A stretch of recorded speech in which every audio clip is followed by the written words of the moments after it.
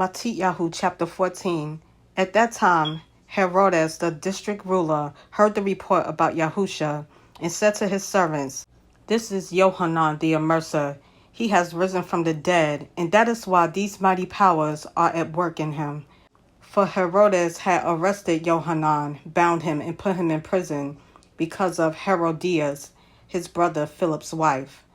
For Yohanan had said to him, "It is not right for you to have her." And wishing to kill him, he feared the crowd, because they held him as a prophet.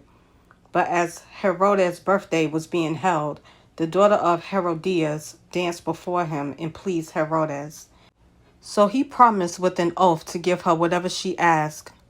And she, being urged on by her mother, said, "Give me here the head of Yohanan the Immerser on a dish." And the sovereign was sad, but because of the oaths and the guests, he commanded it to be given, and sent and beheaded Yohanan in prison. And his head was brought on a dish and given to the girl, and she brought it to her mother. And his taught ones came and took away the body and buried it, and went and reported it to Yahusha. Now when Yahusha heard it, he withdrew from there by boat to a deserted place by himself. And when the crowds heard it, they followed him on foot from the cities. And when Yahusha came out, he saw a large crowd, and was moved with compassion for them, and healed their sick. And when evening came, his taught ones came to him, saying, "This is a deserted place, and the hour is already late. Dismiss the crowds, so that they might go into the villages and buy food for themselves." But Yahusha said to them, "They do not need to go away. Give them to eat yourselves." And they said to him, "We have here only 5 loaves and 2 fish. And he said, "Bring them here to me." And commanded the crowds to sit down on the grass. And taking the 5 loaves and the 2 fish, and looking up to the heaven, he blessed and broke and gave the loaves to the taught ones, and the taught ones gave to the crowds. And all ate and were satisfied, and they picked up the pieces left over, 12 baskets filled. And those who ate were about 5,000 men, besides women and children. And immediately Yahusha made his taught ones enter into the boat, and go before him to the other side, while he dismissed the crowds.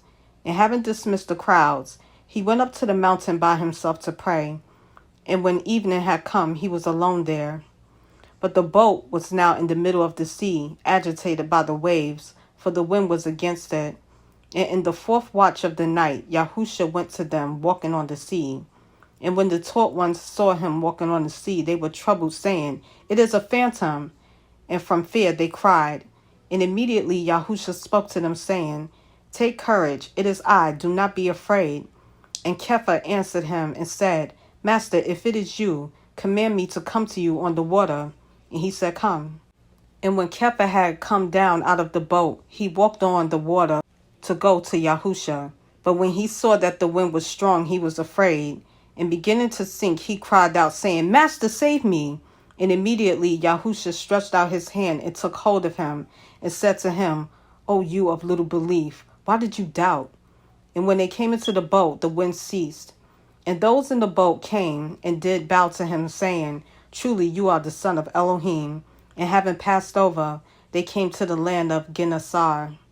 And when the men of that great place recognized him, they sent out into all that surrounding country, and brought to him all who were sick, and begged him to let them only touch the tzitzit of his garment, and as many as touched it were completely healed.